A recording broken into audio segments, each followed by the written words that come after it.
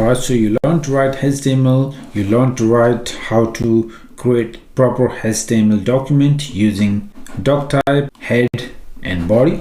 Now let's see how we can style the HTML elements. For example, let's say this heading, you want to give it a different color. That's how you can do that. You see, you can use the style property and write some CSS, and you can write some inline CSS to give it a different color. So let's give this a try. So here in our H1, let's try style, and then the double quotes, and then here you can write your style. Let's say color red. All right, so once you do that, you can come here to your browser, give it a page reload, and you see the color changes to red. That's beautiful, right? So that's how you can use CSS to style. Now obviously writing inline CSS like this is useful sometimes, but it's not practical to style the entire pages because there are a lot of elements and you don't want to keep writing inline CSS in all of these elements. Instead, you can use class names. So what you can do is you can put your CSS into a separate file and maybe call the styling by the class name of, let's say, red color, and then everywhere you can apply red color as a class name. All right, so let me actually show you. So let's go here, create a new file inside this folder, HTML CSS. Let's call it style.css. Since we are creating a CSS file, this is what is used to style your HTML pages. So here, this is a file ending with .css extension. So here, let's write the same CSS that we wrote here, inline color red. Okay. So first of all, we start with the class name. So let's say we want to call it red color. Now all the class name, they should start with the dot red color curly brace, and here you can write your CSS color red.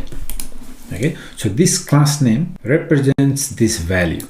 All right, so that means now we can apply this class name red color to any HTML elements to make the text color red. Instead of writing all this inline CSS, now you can use class and then give it the class name, which is red color, right? Red color. So previously whatever CSS we had, now that CSS is represented by this class color red. All right, let's make sure it works. Come here and give it a reload, and it doesn't, right? It should, but it doesn't. And the reason for that is we created this file, but we haven't used that file here. So this is the HTML document. This HTML document doesn't know about this file at all, right? So what we need to do is we need to include that file here. And you can do that using link. So link, relation, style sheet, and href, it will refer to this file. So you give the path. And since we are in the same directory, we can just refer to the file name style.css. All right, now this document knows about this file because we have included that in our head section using link. So now if you try, it should work. Come here, give it a reload, and it does, right? Beautiful. Now that we have that class name, we can apply that for multiple elements. We can apply it to other headings, we can apply it to paragraph. Let's apply it to paragraph. Class red color. So you see, this way you move your inline CSS to a separate file, which is much better, and then you can reuse that class name to multiple elements to easily style your HTML page. Now if you come here, give it a reload, you see we got the paragraph also that has the same color. Let's write some more CSS to style our HTML page.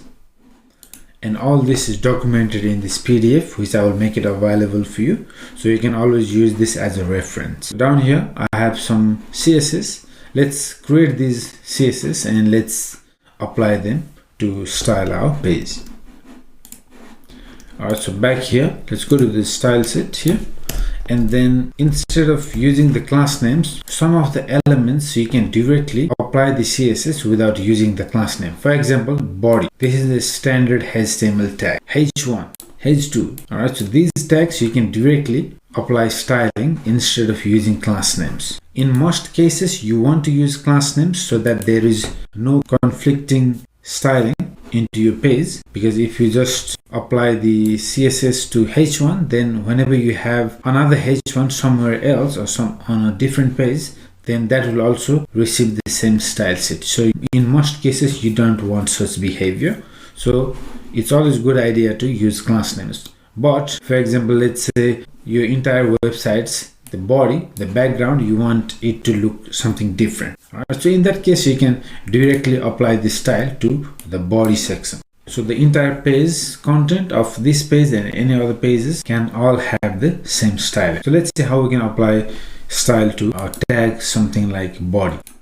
So without using class name, we can directly target body, and let's say the background color of snow. By the way, you can see a lot of these colors have these easy to remember name, but they also available as hex value as well, something like that. So how do you know about all this, right? So yeah, again, don't try to remember everything. Instead, you can easily Google search. You just need to know that it is possible to apply any colors. You can apply as this, as such color value, or you can use hex value. So let me quickly show you. You can always search on Google HTML color. I usually like to go to the W3 School HTML color picker, and here you can play around with a lot of different colors. So you can see all of these colors have hex value. So you see here the set of color red from light all the way to the red, and then it's getting darker here. So you can choose another color, pick a different color variation. You can use the hex value, or you can use the color names. Now if you go to the color names, you see a lot of these colors have their unique names. They are easy to remember, so you can use those names as well. So for example, let's say deep sky blue. You can try that.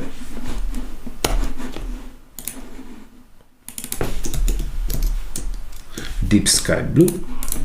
All right, and let's see how this looks. You see, we get the color. Beautiful. Now the same color could be applied as hex value. So 00B triple F. So we could do that, and we receive the same value. So has 00B triple F. Now if you apply that, you still see the background has the same color. Beautiful. All right, now let's also try some other CSS. For example, let's say you want to apply some different styling to H1. So let's say you want to make them red, and then font size. So let's say font size, you want to make them bigger. So let's say 50 pixel. All right, so you just learn about another CSS property called font size. Now there are many other CSS properties available. It's not possible to remember everything. So what you need to do is just go ahead and build projects later on. Obviously at the moment you're just learning, but later on you go ahead, build the project, and then you come across a situation where you say, no, I want to do this, I want to do that. How do I do that? So all those queries, all those questions you have, you go and put in the Google and follow the results. So that's how you become practically much better developer. You learn by practice. All right. So if you come across a situation where you want the font to look bigger, you go to the Google and search how to make font bigger in CSS. For example, let's say how to make font bigger in CSS, and then you will get a lot of solutions. For example, you see CSS font size. Using that property, you can give a bigger size or a smaller size to your HTML. Right? So that's how you learn. Awesome. So we did that. Let's have a look. Come here, reload, and you see that we got bigger font because we applied 50 pixel to heading 1. Awesome. Let's write some more. Now previously we learned to create class names using dot followed by the class name, but that's not the only way. You can also target ID as well.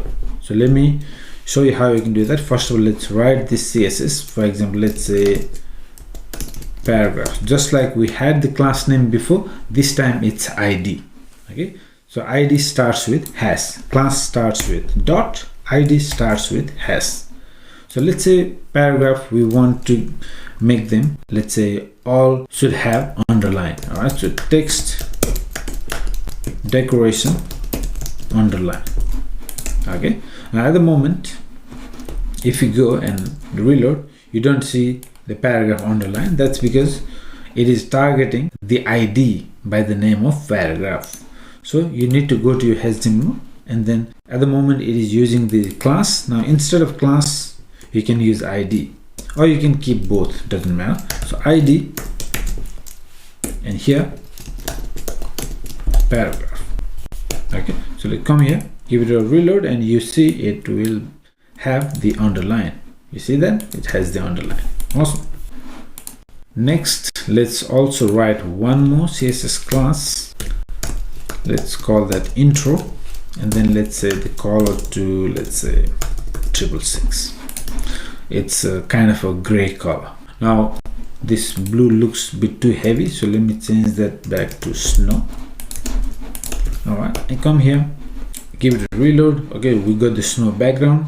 So this intro class, we haven't really used that, so let's apply that, and I want to apply that in multiple paragraphs. So we have only one paragraph at the moment. What I'm going to do is I'm going to create a few more paragraphs using the lorem extension that gives me the dummy data. Paragraph again, lorem, and let's write one. Now P and the class intro. I'm going to do the same on this one as well, and this one as well. Beautiful. All right, so let's give it a try. Now you see, just a little different. This is just the standard text, and this is slightly gray because we applied that intro class name.